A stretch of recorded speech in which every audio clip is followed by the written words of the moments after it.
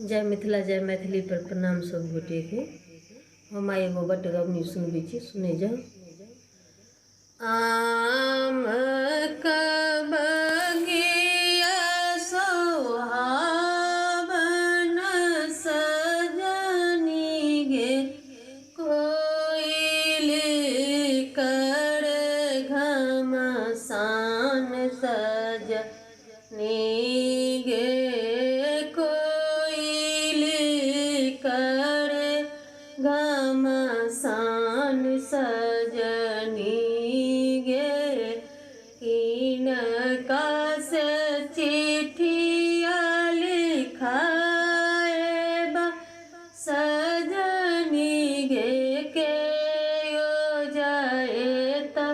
हुनकर पास सजनी गे, के कर पास सजनी गे,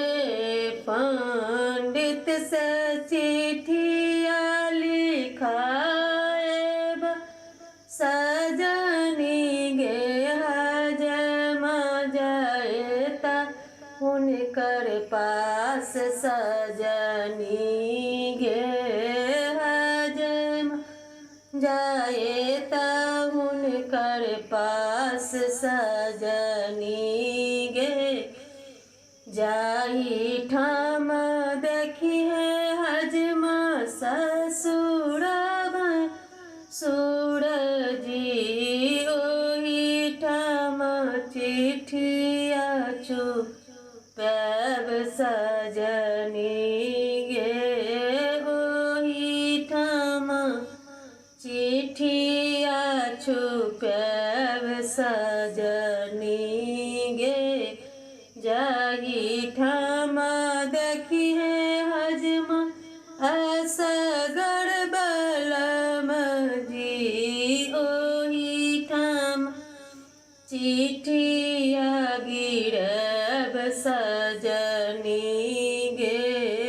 ओही ठाम चिट्ठिया गिरब सजनी गे,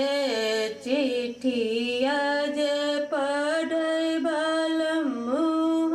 मुस्काबै, कते ध्यानी लिखल